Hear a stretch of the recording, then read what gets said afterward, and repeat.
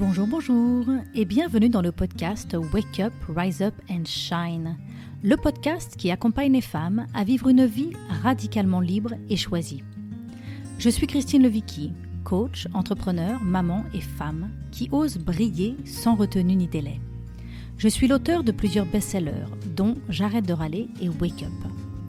Je crois profondément que nous pouvons, nous les femmes, nous construire une vie radicalement libre et choisie, bien loin des diktats, des idées reçues et des conditionnements. Je crois que non seulement nous le pouvons, mais en plus nous le devons, car nous les femmes avons un rôle à jouer pour influencer l'avenir de notre humanité. Chaque lundi, dès 6h, je vous partage une conversation avec une personne inspirante. À travers les différents épisodes, je souhaite vous aider, selon vos désirs, à avoir une famille sereine et joyeuse, un métier qui vous fait kiffer, des finances dont vous pouvez être fiers, du temps et de l'énergie pour prendre soin de vous et vous amuser, et une sexualité délicieuse et libérée. Bonne écoute!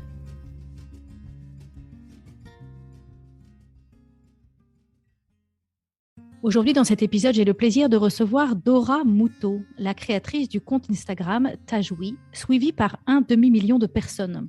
Ce compte lancé en 2018 fut le premier sur le thème sexo-féministe à rencontrer une telle audience. Dora Muto est aussi journaliste et autrice. Ancienne rédactrice en chef adjointe de Combini, elle est l'autrice du documentaire Comment j'ai hacké mes intestins, du livre À fleur de pète, paru chez Combini, et tout récemment de son livre Mal baisé, le livre qui dénonce le patriarcat sous les draps, publié aux éditions Guy Trédaniel. Alors bonjour Dora et bienvenue dans ce podcast. Merci. Alors pour commencer notre échange, j'ai envie de revenir sur la création de ton compte Instagram Tajoui, qui est donc suivi par 1,5 million de personnes. Peux-tu nous partager quelle est l'intention de ce compte et pourquoi as-tu eu envie de le créer ? Alors pour moi, ce compte, c'était vraiment le but, c'était de libérer la parole des femmes sur le sujet de la sexualité, parce que je trouvais que en fait les femmes de ma génération en parlaient encore avec énormément de tabous, et je trouvais qu'on n'était pas tout à fait honnête. C'est-à-dire que beaucoup de mes copines disaient qu'elles vivaient des super rapports sexuels, et quand je posais la question justement mais est-ce que tu as joui, généralement, je me rendais compte qu'elles n'avaient pas joui, voire certaines n'avaient jamais joui.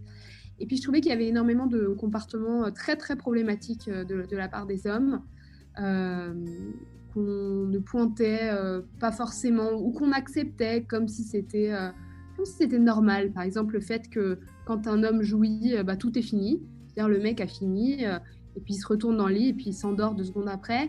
Et si toi, tu n'as pas été jusqu'au bout, il s'en préoccupe pas forcément.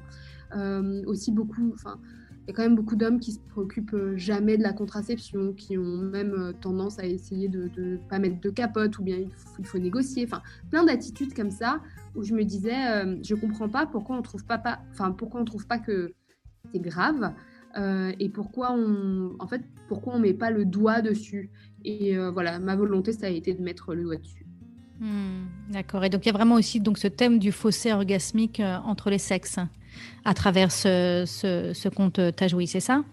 Oui, énormément. Ça a vraiment été le point de départ, on va dire, le fossé orgasmique, le différentiel orgasmique. Et c'est-à-dire que c'est une info qui a encore 3-4 ans. Il n'y avait pas une prise de conscience autour de ce sujet en France. Et je voulais vraiment mettre ça en avant, qu'on se rende compte en fait que ce différentiel en fait n'était pas valide d'un point de vue physiologique, parce qu'on s'est rendu compte dans plein d'études que les femmes, quand elles se masturbent, jouissent extrêmement vite. C'est pareil que les hommes, c'est en quelques minutes, 3-4 minutes. Mais que dans un rapport sexuel, notamment avec un homme, elles avaient beaucoup, beaucoup plus de mal. Parce qu'en fait, et aussi dans les statistiques, on montre que les femmes lesbiennes, elles, jouissent beaucoup plus fréquemment. Donc on se rend bien compte que c'est un problème de relation avec les hommes. Et alors donc tu as écrit là tout récemment, ça vient de sortir et ça commence déjà à être un best-seller, c'est un grand succès. Tu as écrit ce livre Mal baisé, le livre qui dénonce le patriarcat sous les draps, publié aux éditions Guîtres et Daniel. Qu'est-ce qui t'a donné envie d'écrire un livre et pourquoi ce titre? Voilà, parle-nous un peu de cette intention et de pourquoi tu as voulu écrire ce livre. Alors, j'ai voulu écrire ce livre parce que à travers, ça va faire plus de 3 ans que j'ai ce compte Instagram Tajoui. Et au fil des années, j'ai commencé à être très frustrée du format, qui est un format en fait très court. On ne peut pas faire plus de 10 slides sur Instagram. Les messages doivent tout le temps plus ou moins ressembler à des slogans parce que c'est comme ça que ça accroche l'œil. Et puis, je trouvais que c'était compliqué d'avoir un propos complexe. C'est-à-dire que Instagram est une plateforme extrêmement polarisante. Et j'ai trouvé que c'était compliqué d'avoir un propos complexe. Et je me suis dit que la forme du livre s'y prêtait beaucoup plus. Par exemple, si je parle de sujets tabous comme peuvent l'être le porno, la prostitution, en 10 slides, c'est compliqué d'expliquer ce que sont ces industries et pourquoi elles peuvent poser problème et comment elles peuvent faire du mal aux femmes. Et je trouve que sur un post, il y a énormément d'incompréhension et je trouve que ça crée beaucoup de polarisation et de violence. Donc moi, j'ai voulu essayer vraiment dans ce livre, en fait, d'exposer tous les points de vue sur ces sujets-là, même si je pense que les gens comprennent, moi, quelle est ma position là-dedans. Et puis une autre chose qui a fait que j'ai vraiment eu envie d'écrire ce livre, c'est qu'à travers ces 3 ans, avec ce compte, il y a des milliers et des milliers de femmes qui m'ont écrit pour me raconter leurs histoires de vie autour du sexe. Et que je me suis rendu compte grâce à elles, en fait, de plein de problématiques. Et ces problématiques-là, j'avais envie qu'elles existent dans un livre qui parle vraiment à 360 degrés de la sexualité des femmes, c'est-à-dire du plaisir au martyre. Parce que la plupart des livres aujourd'hui qui sont sur le marché explorent une seule facette de la sexualité des femmes. Alors soit ça va être un livre sur le viol, soit ça va être un livre sur la prostitution, soit c'est un livre sur le plaisir, et alors on parle que de plaisir et de techniques de plaisir. Mais en fait, la sexualité des femmes, pour moi, elle se vit au sein d'un système qui est le système patriarcal, et donc toutes les expériences de la vie sexuelle des femmes se vivent sous ce chapiteau-là. Et du coup, pour la raconter, pour moi, il fallait pouvoir balayer tous ces sujets pour que les femmes aient enfin un livre référence qui leur permet de ne pas avoir à lire comme moi j'ai dû lire 50 livres, quoi, voire plus. Alors, ton livre, c'est un livre clairement féministe. Est-ce que tu peux nous parler de ce mouvement? Je pense que pas mal de personnes qui écoutent ce podcast ne connaissent pas bien vraiment le mouvement féministe. Quel est le chemin qu'on a parcouru depuis 80 ans? Et puis, surtout, quel est l'enjeu du féminisme aujourd'hui et comment ton livre se place aujourd'hui dans cet enjeu? Alors, moi, je défends un féminisme qu'on appelle le féminisme radical. Alors, c'est quelque chose qui peut faire peur en termes de mots, mais en fait, radical, ça veut dire racine, en fait. C'est un féminisme qui remonte à la racine des problèmes que pose le patriarcat. Et donc, moi, je me pose dans ce féminisme-là, qui est aussi très proche du féminisme dit matérialiste et différentialiste, qui sont quand même des féminismes qui sont en lien avec le corps de la femme, avec la matérialité, avec la réalité biologique de la femme. Et donc, c'est un féminisme où je ne crois pas qu'il faille faire semblant d'être des hommes, entre guillemets. Pour être accepté dans cette société, je crois que justement notre différence doit être célébrée. Et donc, dans ce livre, je parle effectivement des différentes vagues féministes qu'il y a eu autour de la sexualité, des différents mouvements, luttes féministes, et j'explique où on en est aujourd'hui. Donc, en fait, le mouvement féministe, on peut le dater plus lointainement que ça, mais classiquement, on a tendance à dire que ça a commencé avec les suffragettes qui ont essayé d'avoir le droit de vote. Et donc, ces femmes-là avaient déjà des positionnements sur la sexualité. Elles étaient contre le viol, elles étaient contre la prostitution. Et à l'époque, elles étaient plutôt, en fait, un certain nombre étaient pour la virginité. Dans le sens où pour elles, la virginité était une façon de s'émanciper des hommes. C'est-à-dire qu'on est avant la pilule. Et donc, à cette époque-là, quel est le moyen d'être libre des hommes? C'est de ne pas coucher avec eux pour ne pas encourir le risque d'être enceinte, parce qu'à cette époque-là, sexualité et maternité étaient encore très, très liées. Donc, moi, c'est quelque chose qui m'a énormément intéressée, le fait que la virginité il y a beaucoup de grandes vierges, par exemple Jeanne d'Arc est une grande vierge. Il y a beaucoup de femmes comme ça qui sont en fait des grandes femmes qui étaient vierges par conviction et par acte presque féministe. Donc ça, je trouve ça intéressant. Et donc, je parle dans ce livre de toutes les vagues féministes autour de la sexualité qu'il y a eu, la deuxième vague, puis la troisième vague, puis aujourd'hui, ce que j'appelle la quatrième vague, la révulve. Et j'explique que cette révulve, elle a comme deux branches. Donc, il y a la branche dans laquelle je me situe, qui est donc ce féminisme radical et ancré dans le corps. Et justement, on fait une véritable révolution. On commence à parler de nos règles, de nos cycles. Et on parle aussi de tout ce qui touche aux maladies du corps des femmes, toutes ces maladies qui ont été longtemps ignorées, l'endométriose, la vulvodynie, le vaginisme, etc. Et on a une autre branche dans le féminisme que moi j'appelle le féminisme libéral, qui est là, qui est une branche où en fait on va plutôt essayer d'effacer la biologie au profit du genre. Donc il y a une véritable politique d'effacement du sexe au profit de l'idée du genre. Et donc le genre, c'est quoi? Le genre, c'est ce qui ferait la femme, la construction sociale autour du mot femme dans la société. Donc une femme, c'est une personne qui a les cheveux longs, qui a des ongles comme ça, qui se comporte d'une certaine façon, qui a des attitudes, des mouvements. C'est-à-dire que c'est un imaginaire autour de ce qu'est une femme. Et donc, c'est un mouvement qui va par exemple dire que les femmes peuvent avoir des pénis, parce que des personnes trans, donc des mâles, peuvent être des femmes. Et donc, on est dans un mouvement où, à ce moment-là, la biologie et l'importance d'être une femme de par sa biologie et par sa réalité sexuée est effacée au profit de l'idée du genre, ce qui fait que donc, on pense donc que une femme peut avoir un pénis et que certaines personnes aujourd'hui disent pénis de femme. Donc voilà, il y a deux branches comme ça aujourd'hui dans le féminisme. Et aujourd'hui, on est à ce moment-là où ces deux branches-là se divisent. Donc voilà. Et alors, donc, ton livre se place comment? Qu'est-ce que tu cherches? Quelles sont les lignes que tu cherches à faire bouger ou que tu cherches les messages forts que tu cherches à transmettre à travers ce livre? C'est un livre qui aborde une multitude de sujets, tous aussi passionnants les uns que les autres. Et voilà, j'ai envie que tu nous dises un peu quels sont les messages qui te tiennent le plus à cœur dans ce livre par rapport à où on en est aujourd'hui.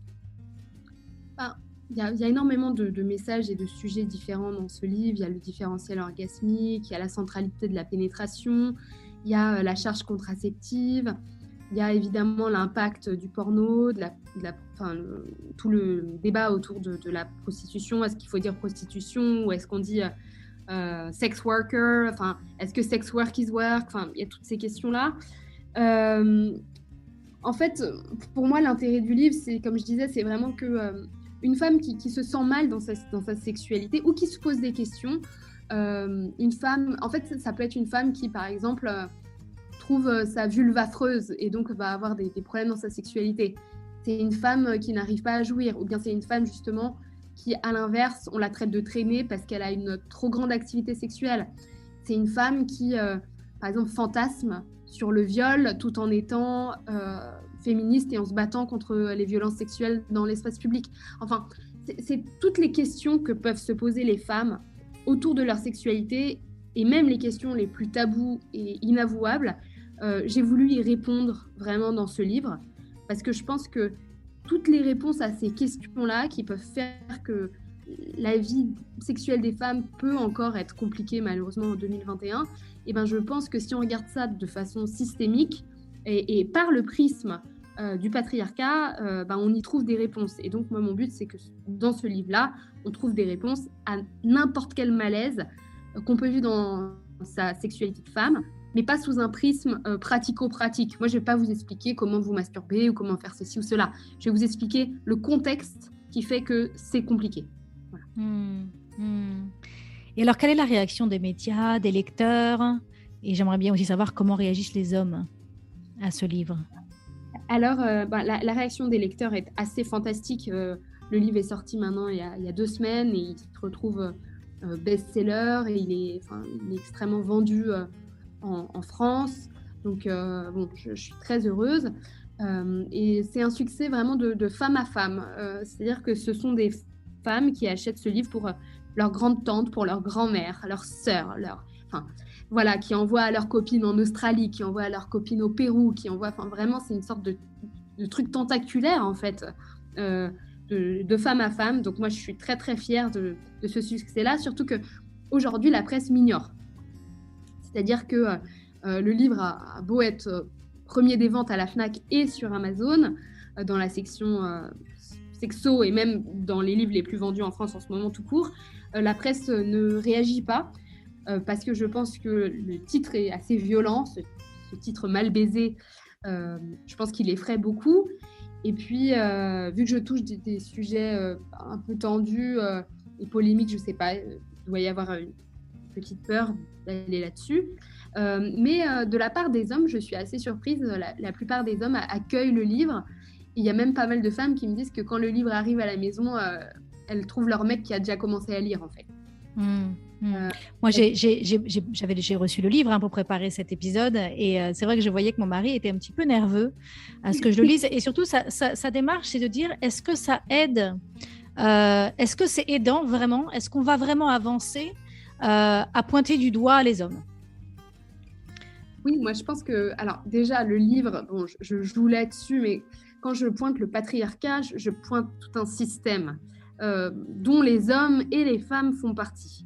Évidemment, il y a beaucoup de comportements abjects des hommes et je pense qu'il est extrêmement nécessaire de les pointer.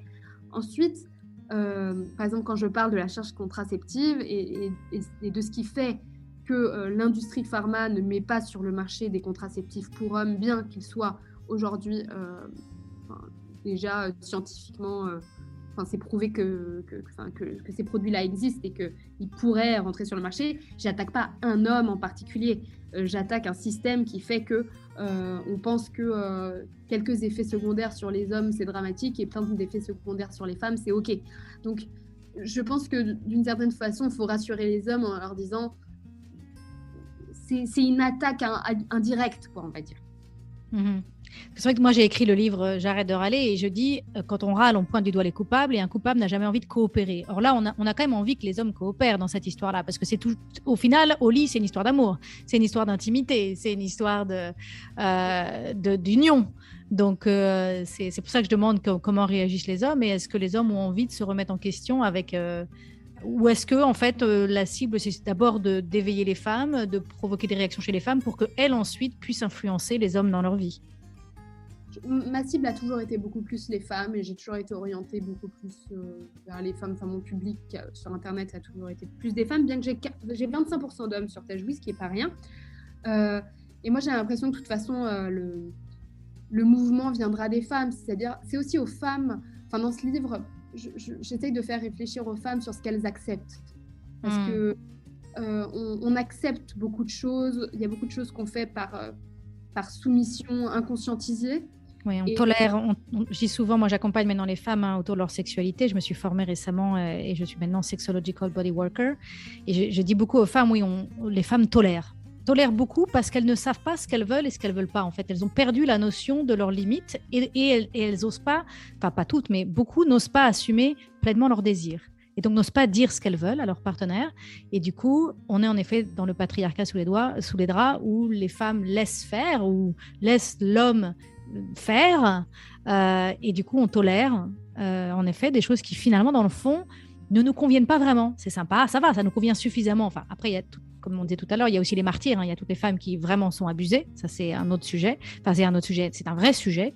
Mais il y a aussi toute cette zone un peu sombre où c'est pas trop mal, ça peut aller, ça va, ça fonctionne, mais en fait, on tolère en fait quand même des choses. Et peut-être qu'après avoir lu ton livre, les femmes pourront avoir le courage d'exprimer ce qu'elles veulent et ce qu'elles veulent plus. Oui, voilà, je pense qu'il y a ça. Et puis, je pense qu'il y a aussi beaucoup de prise de conscience sur notre besoin de nous auto-objectifier, en fait. C'est-à-dire que les femmes ont vraiment tendance à faire ça. C'est aussi une réflexion sur ce qu'est la féminité, en fait. C'est une réflexion sur comment nous, on se comporte aussi. Et moi, j'ai toujours tendance à penser que les gens se permettent ce qu'on les laisse se permettre de faire. Je pense que c'est un livre qui peut vraiment aider les femmes à poser beaucoup plus clairement leurs limites et à pouvoir argumenter aussi, parce que j'ai l'impression que, du moins ce qu'on m'a souvent dit à travers Tajoui et les autres activités sur Internet, c'est que j'aidais les femmes à pouvoir argumenter et à pouvoir dire non d'une façon plus éclairée, avec force, et en disant non, mais en fait non, parce que nani nani nana. Voilà, moi mon but c'est ça, et puis c'est de créer des petits déclics, quoi, des petites prises de conscience. Je rebondis sur ce que tu viens de dire, sur cette idée de s'auto-objectifier. Ça me parle beaucoup parce que je viens récemment de faire un photoshoot qui me met bien en valeur, en fait, et met notamment mon corps en valeur dans ce photoshoot.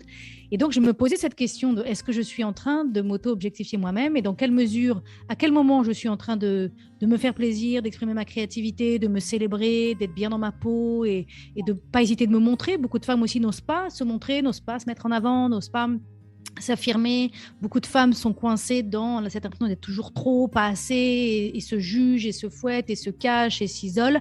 Enfin, pas forcément s'isolent, mais essaient de se fondre dans la masse. Donc, dans quelle mesure ce photoshoot est une célébration de ce que je suis, et dans quelle mesure c'est une objectification de mon corps? Je pense que c'est un peu les deux, mais ça va être un vrai sujet et j'ai eu cette prise de conscience en effet vis-à-vis de ce photoshoot. Alors, ce qui m'intéresserait aussi, c'est que tu nous partages, je parlais donc là il y a quelques instants du fait que les femmes peuvent avoir tendance à avoir du mal à se montrer, on a du mal à s'affirmer, on se juge beaucoup, et puis on est souvent, en tant que petite fille, la société nous apprend souvent à ne pas faire de vagues, à être sage, à être souriante. Et toi, tu arrives, tu mets les pieds dans le plat, tu sors un livre avec des titres percutants, tu crées un compte Instagram qui provoque. Et donc, je me demande d'où te vient cette audace de s'attaquer à des sujets tabous. Je pense que je suis un peu une provocatrice née, honnêtement. Je ne sais pas exactement d'où ça vient. Mais c'est qu'il y a beaucoup de choses dans cette société qui me semblent d'une absurdité incroyable, et je ne comprends pas qu'on n'en parle pas, en fait. C'est aussi simple que ça. Pour moi, ça n'a pas de sens, et j'ai tout simplement cette volonté de, je sais pas, j'ai toujours été comme ça en termes de personnalité, à confronter les gens à des choses cachées, on va dire. Ça a toujours été mon truc. J'ai beaucoup d'amis qui me parlent plus à cause de cette attitude, parce que je vais leur mettre dans la tronche un truc qu'ils n'avaient pas envie de voir chez eux-mêmes. Enfin, disons que c'est une attitude un peu générale dans ma vie. Et au lieu d'essayer de le faire avec des amis, maintenant j'essaie de le faire avec des sujets, parce que c'est peut-être une meilleure technique d'exploiter ce truc que je fais de façon naturelle. Donc voilà, et puis après je pense que je suis quelqu'un qui a beaucoup de colère vis-à-vis de plein de choses qui font pas sens pour moi, et je ressens le besoin d'essayer d'avoir d'avoir un impact, d'essayer enfin voilà, si j'essaye pas, je m'en voudrais, on va dire. Voilà, j'essaye. Alors, j'ai deux questions à te poser par rapport à ce que tu viens de dire. La première, c'est est-ce que toi aussi, tu te remets en question? Tu dis, je montre à mes copains et à mes amis des choses qu'ils ne veulent pas voir. Est-ce que toi, tu trouves qu'est-ce qui t'aide? Comment toi fais-tu pour réussir à voir ce que tu pourrais ne pas vouloir voir sur toi? Je pense que ça dépend vraiment le rapport qu'on a à la vérité. évidemment, je pense qu'on a forcément des zones d'ombre qui sont plus ou moins difficiles à regarder. Je pense qu'avec un bon thérapeute, ça aide aussi pas mal. Moi, je sais que je me suis beaucoup fait aider dans ma vie pour voir mes propres zones d'ombre, mais je pense sincèrement que la façon dont je traite mes sujets, c'est un peu la façon dont je me traite moi-même. C'est-à-dire que je suis très intransigeante et il y a ce qui est vrai et ce qui est faux et je supporte de toute façon très mal de me mentir à moi-même. Donc, je suis pas je ne supporte pas de mentir à moi-même. Enfin, si je me mens à moi-même, de toute façon, ça va me revenir dans la tête très très très vite. Et ça, je l'ai appris. C'est pas quelque chose qui fonctionne pour moi. Et donc, voilà, j'ai un peu cette attitude-là avec la société aussi. C'est-à-dire qu'il y a des choses, je vois que c'est mis sous cloche, ça n'a pas de sens. Bon, bah, je me dis, je vais essayer de retirer la cloche parce que en la retirant, je pense que ça sera douloureux au moment T, mais bénéfique par la suite. Et tu parles de ne pas se mentir, d'aller vers la vérité, et en même temps, au début de ton livre, tu dis clairement que tu prétends pas que tu sais tout et que tu vas peut-être faire des erreurs dans ce que tu dis. Et ça, je trouve ça super puissant parce que je vois que beaucoup de femmes ont ce syndrome d'être la bonne élève et de surtout pas faire d'erreurs et que tout soit parfait, que tout soit cadré, que tout soit calé. Et toi, tu dis, ben non, moi, je vois un truc qui va pas, ça n'a pas de sens, j'y vais, je vais lever la cloche et je vais faire de mon mieux et je vais faire de la recherche et tu vas tout donner, mais en même temps, tu dis bien au début de ton livre, bah, peut-être que je vais faire des erreurs, peut-être que je vais changer d'avis, peut-être que... mais en même temps, il faut écrire ce livre maintenant, quoi. En même temps, il faut ouvrir ses portes maintenant et tu préfères faire ça. Et du coup, tu n'as pas peur qu'on te réponde, en fait. Tu n'as pas peur qu'on te réponde, qu'on te remette en question. Et peut-être que tu apprends des choses. Je suis curieuse de savoir, est-ce que parfois ça t'est arrivé d'avoir un avis, puis en fait, à un moment donné, tu as changé d'avis? Ah oui, typiquement, la prostitution, c'est un sujet où j'ai changé d'avis. Moi, j'ai commencé à jouer en étant quelqu'un qui était pro-sex work. Et puis, c'est des féministes qui m'ont confrontée, interpellée sur cette question, de façon un peu violente d'ailleurs au départ, en me mettant une autre réalité que je n'avais pas perçue devant les yeux, en me mettant des références, des livres et en me challengeant sur cette question. Et elles m'ont fait changer d'avis, totalement.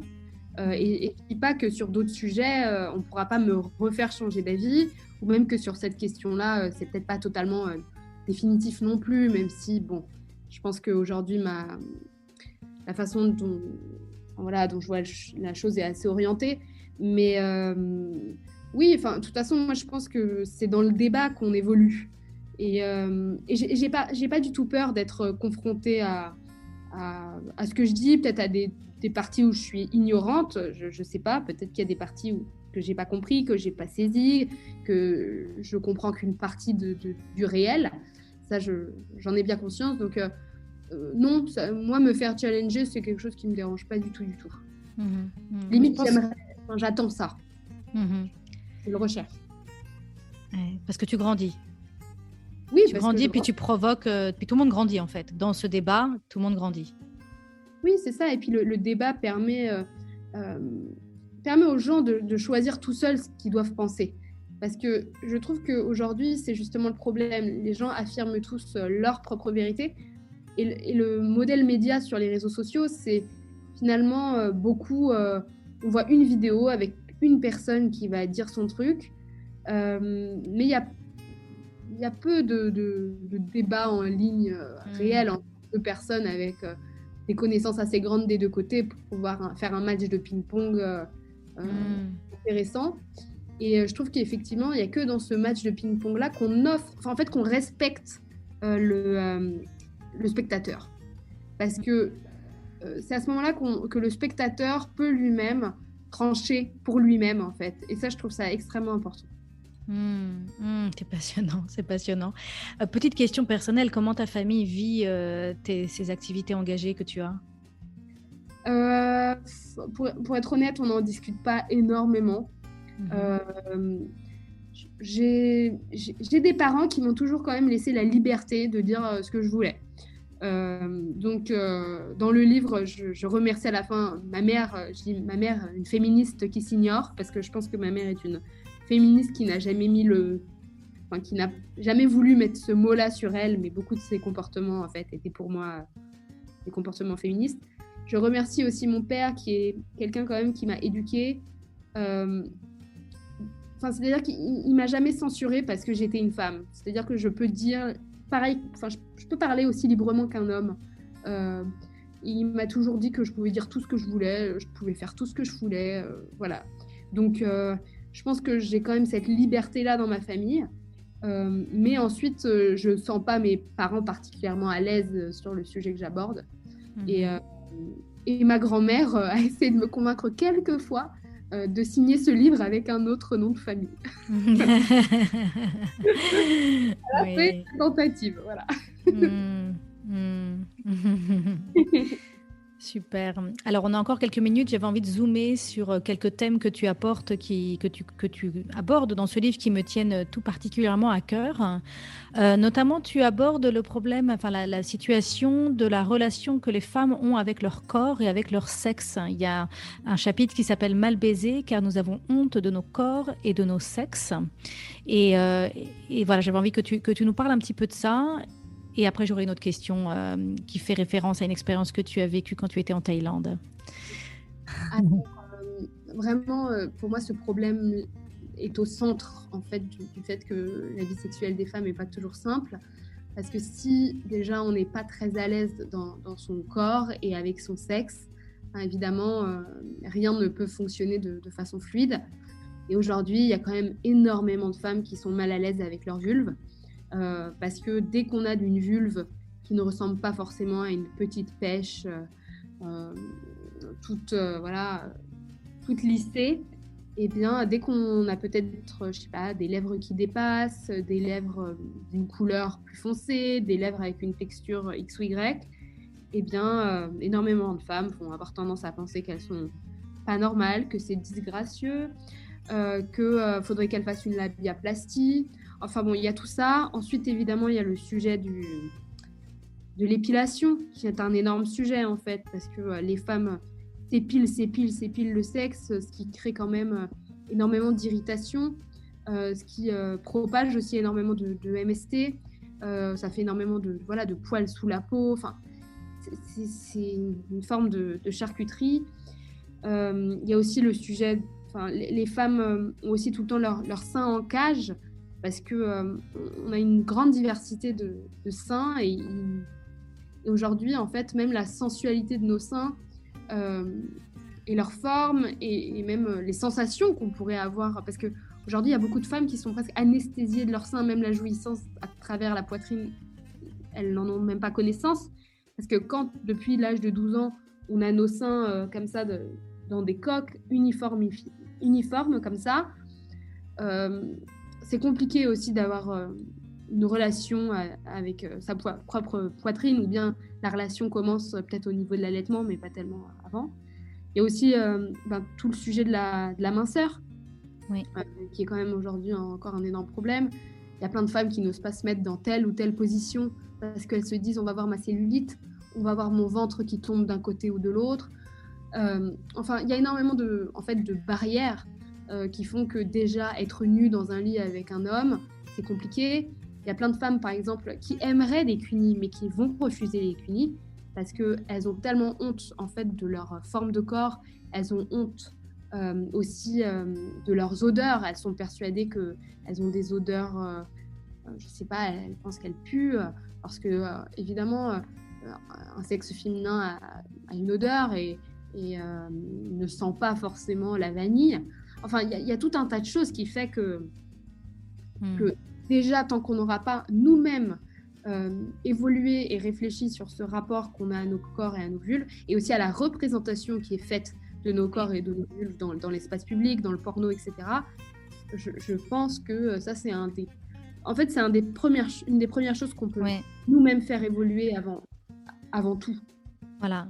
Et c'est pour ça que je voulais te faire parler sur ce sujet, parce que j'ai développé tout un programme qui s'appelle La Voix d'Athéna, qui a pour ambition vraiment d'aider les femmes à faire la paix avec leur corps et avec leur sexe. Parce que j'ai aussi l'intime conviction que on a perdu notre capacité, tu parlais tout à l'heure de ça, on a perdu notre capacité à ressentir. On ne ressent pas nos seins, beaucoup de femmes ne ressentent pas leur sexe, et on ne ressent pas... on ne ressent pas la vie, en fait. On ne ressent pas la vie, on ne ressent pas nos limites. Beaucoup de femmes tolèrent des choses qui ne leur conviennent pas et en fait, elles ne s'en rendent même pas compte. On ne ressent pas nos désirs non plus parce qu'on a appris à avoir honte de nos désirs. Et quand je parle de désirs, je parle de désirs sexuels, mais même de désirs dans la vie. Beaucoup de femmes n'osent pas ressentir les désirs qu'elles ont pour elles-mêmes dans leur vie parce qu'elles se disent c'est égoïste, il faut que je m'occupe de mes enfants, il faut que je m'occupe de mes clients, il faut que je m'occupe de mon patron, il faut que je m'occupe des autres. Toute l'attention est à l'extérieur d'elles-mêmes. Et en fait, elles ont perdu leur capacité à ressentir. Et je dis, elles vivent à quelques centimètres de leur corps. Et donc, déjà, comment avoir une sexualité épanouie quand on n'est même pas incarné, quand on n'est même pas dans notre corps? Comment aller à la rencontre du corps de l'autre quand nous, on est dans notre tête à juger notre cellulite, à juger notre ventre qui pendouille, à avoir toutes ces injonctions et ces jugements dans notre tête? On n'est pas présent à nous-mêmes, on n'est pas présent à l'autre. Et donc, voilà, ça me parle beaucoup et je pense que ça va bien au-delà de ce qui se passe dans le lit, en fait. C'est que beaucoup de femmes sont désincarnées, vivent à quelques centimètres de leur corps et donc ne peuvent pas accéder à leur puissance, dans toutes les sphères de leur vie. Alors, j'avais envie on arrive encore une fois un peu à la fin de l'épisode, mais je voudrais pointer sur, tu parles d'une expérience que tu as vécue en Thaïlande et tu parles de masturbation féminine. Mais ce qui m'intéresse surtout, c'est la notion de sororité érotique. Est-ce que tu peux nous parler de ça? Oui, alors en fait, donc j'étais en Thaïlande sur cette île qui s'appelle Koh Phangan, qui est une île en Thaïlande qui est très connue pour toute la scène tantrique qu'il y a sur cette île. Et il y a aussi, donc il y a beaucoup de cours de tantra, de Tao. Enfin, c'est une île où il y a beaucoup de cours de développement perso, mais ça tourne quand même beaucoup autour du sujet de la sexualité. Enfin voilà. Et donc là-bas, en fait, il y a un endroit qui s'appelle le Jade Temple, où c'est une femme qui s'est mise à faire plein de cours autour de la sexualité féminine. Et en fait, elle organise des sortes de sessions où les femmes... Alors, ça tourne beaucoup autour de l'œuf de Yoni, qui est cet œuf en pierre qu'on va s'insérer dans le vagin, pour essayer comme de méditer sur cet œuf. En fait, l'enjeu, c'est de placer donc l'œuf au niveau de son vagin et donc de concentrer sa puissance à cet endroit-là pour essayer de ressentir quelque chose et de sentir sa puissance créatrice à ce niveau-là. Et donc, l'œuf permet en fait juste de se concentrer, en fait, juste de mettre tout son être à cet endroit-là du corps. Et donc, à travers ce processus-là, en fait, elle a comme développé une sorte de sororité érotique. C'est comme ça que moi, je l'ai perçu. C'est-à-dire qu'on fait plein d'exercices où aussi on va, par exemple, faire du yoni gazing. C'est-à-dire qu'on va prendre le temps de regarder les vulves des autres femmes, par exemple. Et donc, moi, ça, c'est quelque chose qui m'a beaucoup soigné de l'intérieur. Enfin, beaucoup soigné, en fait. Oui. Le fait de voir tous ces corps, parce qu'il y avait des femmes vraiment de tout âge. Hein. Ça allait de 19 ans à, je sais pas, peut-être des femmes de 60 ans et plus. Et de regarder, parce que en fait, c'était un truc où donc c'était en rond et on allait toutes voir les vulves des unes et des autres et on prenait 1 minute vraiment pour regarder les vulves.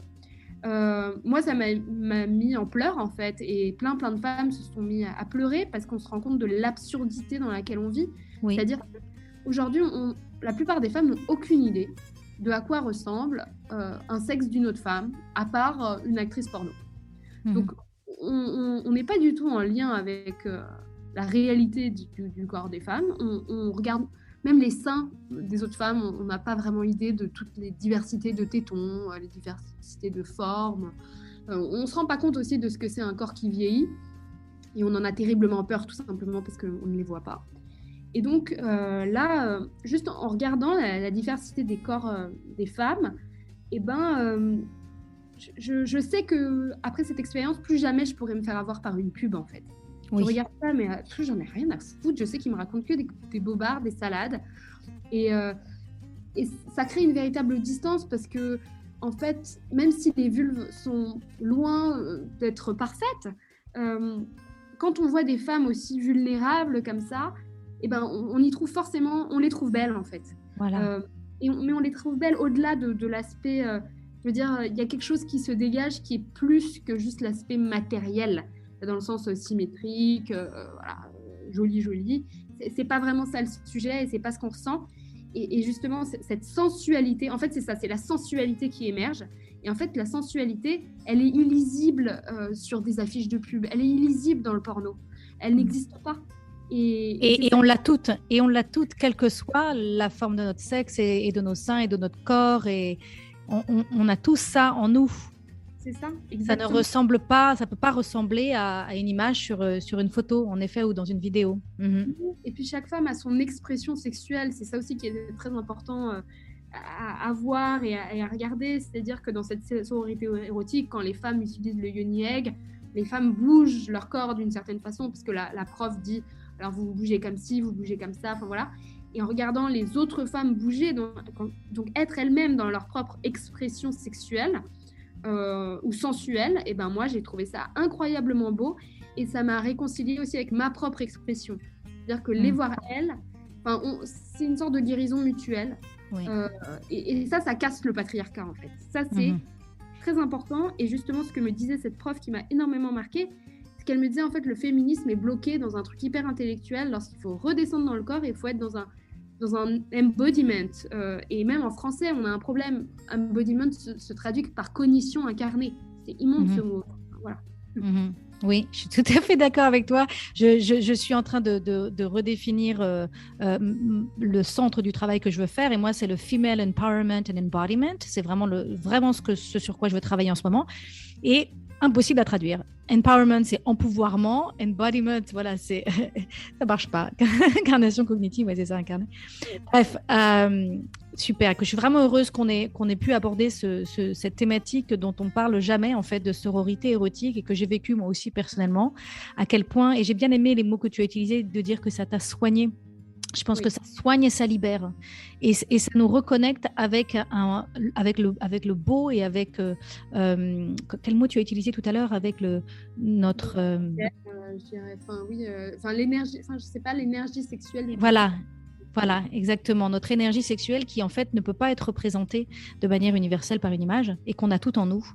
Et il y a vraiment une libération et une guérison qui se vit à travers ces cercles de femmes qui osent se montrer dans une intimité. Et en effet, il y a peut-être un grand travail de féminisme à faire pour les femmes qui... Donc voilà, ce que je souhaiterais, c'est à travers ce témoignage que les femmes puissent s'accorder la permission d'aller... d'oser en fait faire ce genre d'expérience parce que c'est très profond comme guérison et comme libération qui se joue à cet endroit-là. Super. Alors écoute Dora, j'avais encore plein de questions à te poser, mais on arrive à la fin de la durée de cet épisode. Bien évidemment, j'invite les auditeurs à courir en librairie chez votre libraire préféré et à vous procurer votre exemplaire du livre Mal baisé, le livre qui dénonce le patriarcat sous les draps. Je vous invite aussi à retrouver Dora sur son compte Instagram Tajoui. Est-ce qu'il y a d'autres endroits où les personnes peuvent te retrouver, où tu souhaiterais les envoyer? Mon compte Instagram Dora Muto, où je suis encore plus active que sur Tajoui. Voilà. D'accord, donc le compte Instagram Dora Muto. Super, formidable. Écoute, merci beaucoup Dora d'avoir accepté mon invitation. Super, merci beaucoup. Au revoir. Au revoir. Alors l'épisode avec Dora Muto est terminé, mais si vous trouvez ça formidable qu'on puisse enfin parler de sexualité sans tabou, alors je vous invite à aller écouter de ce pas l'épisode 64, intitulé « Oser s'offrir un sextoy et nourrir son bien-être », ainsi que l'épisode 49, « Se faire accompagner dans sa sexualité », et l'épisode 37, « Parlons sexe et jouissance », et enfin l'épisode 34, « Femme désirée, femme désirante ». Si vous avez aimé ce podcast, abonnez-vous pour que je puisse continuer à vous partager des ressources pour vous aider à vivre une vie radicalement libre et choisie. Je vous invite à mettre 5 étoiles sur Apple Podcast ou sur votre plateforme préférée. C'est vraiment le meilleur moyen de me soutenir. Vous pouvez aussi partager l'épisode que vous venez d'écouter avec votre entourage si vous pensez que cela pourrait les intéresser. Et si vous avez envie d'aller plus loin, j'ai créé un programme vidéo sur 5 jours gratuit pour vous aider à ne plus vivre votre vie à moitié endormie. Vous le trouverez sur mon site www.christineauger.com. christinelevicky.com. À bientôt pour un nouvel épisode.